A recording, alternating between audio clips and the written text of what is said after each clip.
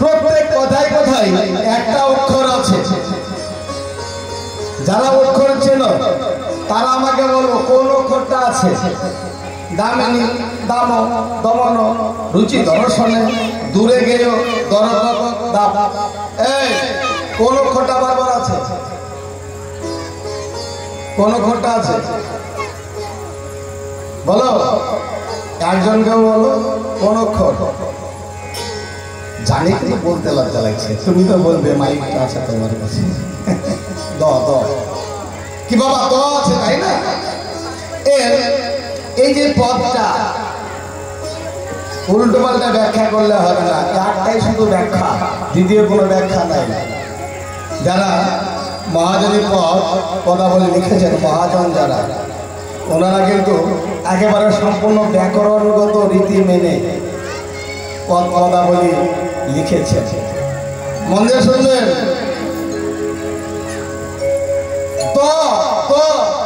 বারবার দ বলছি, যেমন দামি দ, দমন দ, দর্শনে দ, দূরে গিয়েও দ, দাপ তাতেও দ। প্রত্যেক শব্দে প্রথমেই দ আছে কিংবা মাঝখানে দ আছে। এটা হলো ব্যাকরণগত দিক একটা আছে, এটাই হলো এর ব্যাখ্যা, তাছাড়া দ্বিতীয় কোনো ব্যাখ্যা নাই। আমি সেদিনকে একটা গায়ক বলছে কি দ দ দ দ মানে তিন কোণ দ, তিন পেয়ে দ, তা কোথায় কি তিন কোণে কি কোথায় মিলিয়ে দিল আমি বুঝতে পারলাম না। তবে এটাই কি বললো যেন তিন তিন তিন, না ব্যাকরণ তা বলছে না। ব্যাকরণ বলছে এটা হচ্ছে যারা ব্যাকরণ করছে, এই যে বাংলা নিয়ে যারা বিএ পাস করেছে বা যারা জ্ঞানী ব্যক্তি তারা জানে ব্যাকরণে বলছে শব্দানুপ্রাস আর বর্ণানুপ্রাস বলে দুটো কথা আছে। মায়েরা শুনলেন বুঝতে পারবেন, আমি জানি তোমাদের বুঝতে অসুবিধা হবে, চেষ্টা করে বুঝতে পারবেন। একটা বর্ণ বারবার, ব্যাকরণ এটাকে বলছে বর্ণানুপ্রাস। আর একটা শব্দ বারবার যদি থাকে তাহলে ওটাকে বলছে শব্দানুপ্রাস। এখানে বর্ণ আছে বারবার না শব্দ আছে? একটা বর্ণ বারবার আছে, তাহলে এটা হলো বর্ণানুপ্রাস। ছন্দে পদটা লেখা আছে। আবার দেখুন শব্দানুপ্রাস, একটা অক্ষর একটা শব্দ বারবার থাকবে। যেমন একটা উদাহরণ দিই, সবাই শুনেছে, দেখবেন কানে শোনা আছে। আমি আবার বলি, হরির উপরে হরি, হরি শোভা পাই, হরিকে দেখিয়া হরি, হরিতে লুকাই। বারবার হরি হরি হরি হরি হলো, তাই না? হরির উপরে হরি, দুটো হরি হলো। হরি শোভা পাই, তিনটে হরি হলো। হরিকে দেখিয়া চারটে হরি হলো। হরি আগে এ হরিটা উল্লেখ হয়েছে, তাহলে চারটে হরি আছে। দেখুন প্রথমে বললো কি হরির উপরে হরি, হরি মানে জল, জলের মধ্যে হরির উপরে হরি মানে পদ্ম ফুল। তাহলে জলের আরেক নাম হরি, পদ্ম ফুলের আরেক নাম হরি। তাহলে হরির উপরে হরি মানে একটা পুকুরে জলের উপরে একটা পদ্ম ফুটে আছে। হরির উপরে হরি, হরি শোভা পায়। পদ্ম ফুলের উপরে একটা ব্যাঙ চুপটি করে বসে আছে। তাহলে প্রথম হরির অর্থ হলো জল, দ্বিতীয় হরির অর্থ হলো ফুল, পদ্ম ফুল, তৃতীয় হরির অর্থ হলো ব্যাঙ। এবার দেখুন কি হলো, জলে ভাসতে ভাসতে একটা সাপ চলে আসছে। হরিকে দেখিয়া হরি মানে সাপকে দেখে ওই ব্যাঙ। তাহলে এখানে কি বোঝা গেল? হরি অর্থে সাপ, সেটাও সাপকেও হরি বলে। হরিকে দেখিয়া হরি, সাপকে দেখে হরি মানে ব্যাঙ, হরিতে লুকায়। ওই ফুল থেকে ঝুপ করে জলে ঝাঁপ দিয়ে পড়ে গেল, ওই জলের মধ্যে মানে হরির মধ্যে লুকিয়ে গেল। বিদায় বল, হরি বল, হরি বল, হরি বল। তাহলে এটা হলো একটা শব্দানুপ্রাস বাক্য বা ছন্দ। আর এই আমি যেটা বললাম এটা হলো বারবার একটা বর্ণ যোগ করা হয়েছে, তাই এই ছন্দটা হলো বর্ণানুপ্রাস। হৃদয় গৌর হরি বল।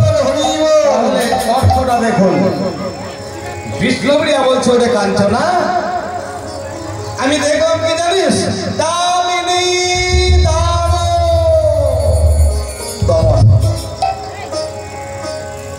হার মানে দামিনী মানে এই যে কালকে হলো চিকচিক চিকচিক করে মেঘ ডাকছিল না বিদ্যুৎ, ওই বিদ্যুতের ঝলক মেঘ যখন ডাকে কালো মেঘের গায়ে চকচকে যে আলো ছুটে বেড়ায়, যেটাকে বলে বিদ্যুতের ঝলক, যার ভালো নাম হলো দামিনী। দাম মানে মালাও হয়, হাতি ঘোড়া বাঁধা মোটা মোটা যে দড়ি বা রসা তাকেও দাম বলে। এখানে দাম শব্দের অর্থ হলো বাবা মালা। দামিনী নাম মানে বিদ্যুতের মালা, বিদ্যুতের ঝলকের মালা দমন আর মেলে গিয়েছে কার কাছে? আমার গৌর হরির রূপের কাছে। দামিনী দাম দমন রুচি দর্শনে, তার যে রূপের যে জ্যোতি, রূপের যে রুচি, ক্রান্তি, সৌন্দর্য তার কাছে। দূরে গেলে দরপক, দরপক মানে হলো কামদেব মদন। কামদেব মদন আমার গৌর হরির রূপ দর্শন করে সেও হার মেনে চলে গিয়েছে নিজ গৃহে। দামিনী দাম দমন রুচি দর্শনে দূরে গিয়েও দরপক দা। তাই কি আর বলবো সখী, আমি দাঁড়িয়ে দাঁড়িয়ে শুধু ধনের তিনি ওই রূপের মানব দর্শন করতে থাকি। আর মনে মনে ভাবি কি আছে এই জগতে, এই জগতের কার সঙ্গে বা আমি তুলনা করি?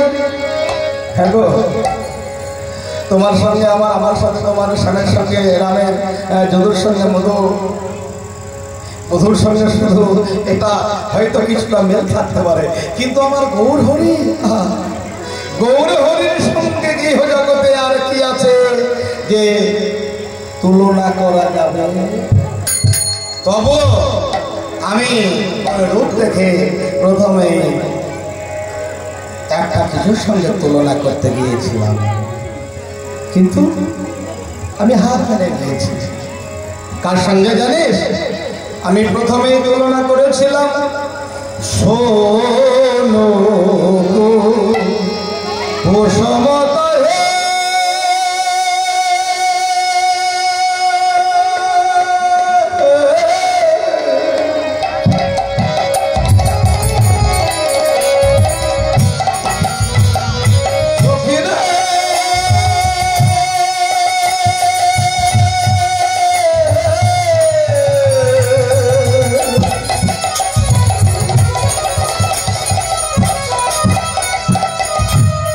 Hallelujah.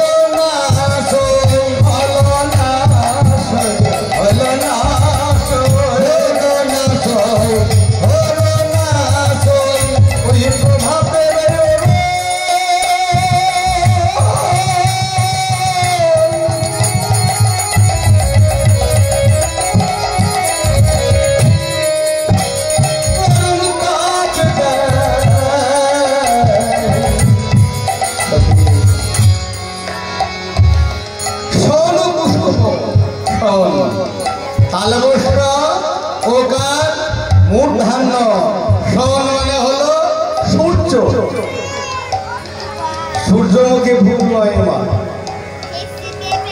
সূর্যমুখী ফুল নয়, সূর্য ফুল। প্রভাতকালে যখন গগনে টুকটুকে হয়ে সূর্যের উদয় হয়, লাল টুকটুকে সূর্যের উদয় হয় যখন উষাকাল তাকে বলে, ওই উষাকালের সূর্যটা যেন একটা ফুল। কি ফুল? সূর্য ফুল বা সোন ফুল। তাই আমি ওই যে ওই জ্যোতিময় পুরুষের সঙ্গে সৌরকুসুম মানে উষাকালের সূর্য ফুলের সঙ্গে তুলনা করতে গিয়ে আমি হার মেনে গেলাম। কেন জানিস? সৌরকুসুম তাহে কোন গণীয় রে প্রাতর অরুণ সন্তাপ। ওমা, প্রভাতকালে সূর্য উদয় হয়, উদয় হওয়ার সঙ্গে সঙ্গে প্রাতর অরুণ সন্তাপ মানে প্রভাতের অরুণ মানে সূর্যের মৃদু মৃদু তাপ থাকে বাবা, একেবারে তাপ নিয়ে সূর্য উদয় হয়। কিমা তাই তো? হ্যাঁ, এটা প্রমাণ হয় কখন? খুব গরম লাগলে দেখবেন সূর্য উদয়ের সঙ্গে সঙ্গে থাকা যায় না। আবার শীতকালে সূর্য উদয় হলেই উষাকালে যদি আমরা ফাঁকা মাঠে দাঁড়িয়ে যাই দেখবেন আমাদের এই দেহটা একটুকু গরম হয়ে যায়।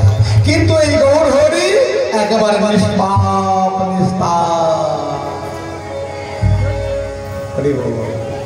ওমা, ভাগ্যে কি হয়েছে গৌর হরি? আমি যার কথা বলছি গৌর হরি। গৌর হরি কে? গৌর হরি, গৌর হরি, গৌর হরি বলছি, গৌর চন্দ্রিকা গাইছি। গৌর হরি কে এটা তো জানি না। গৌর হরি হলো আমাদের কলির সনাতনীদের পিতা। ছোট্ট করে বলে দিলাম, আমাদের হিন্দুদের কলির কর্ণধার, কলির কান্ডারী। সংকীর্তনই তো পিতর, সংকীর্তনের পিতা হলো আমার গৌর হরি। কিন্তু আমরা কেউ আমার গৌর হরিকে চিনি জানি কেন? এটাই তো বাবা সনাতনী। অপরাধ নেবেন না বাবারা, অপরাধ নেবেন না। দেখবেন একটা ইসলামের ছেলেকে, বাচ্চা ছেলে ল্যাংটা হয়ে ঘোরাঘুরি করছে, যদি জিজ্ঞাসা করে আমাদের নবীকে, আমাদের নবীর নাম বলতো বাবা, সে বলে দেবে হযরত মুহাম্মদ। একটা খ্রিস্ট ধর্মের একটা বাচ্চা ছেলেকে যদি শেখা হয় আমাদের এই কলিযুগের ভগবানকে, তো সঙ্গে সঙ্গে বলে দেবে যীশু খ্রিস্ট। কিন্তু আমাদের ওই পুরো খোকা অনেক আছে, চুলদারি বেরিয়ে গিয়েছে, পাক শুরু করতে লেগেছে, সংসার পাচ্ছে, বিয়ে করছে। হ্যাঁ, এমন এমন ছেলেকে বা মেয়েকে যদি জিজ্ঞাসা করা হয় যে গৌর হরি কে বলতো বাবা বাবা, বলবে তা তো জানি না। কেউ বলবে নদী আরে কারা। সাবধান, নিজের ধর্মকে নিজে জানতে হবে, নিজের ধর্মকে নিজে টিকিয়ে রাখতে হবে।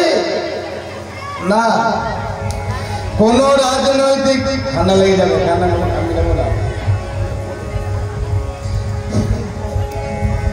কোন রাজনৈতিক নেতাই বলো, কোন দাপটে জমিদার বলো, কোন ধর্মগুরু বলো, ধর্মকে টিকিয়ে রাখতে পারবে না। পারবে বাবা?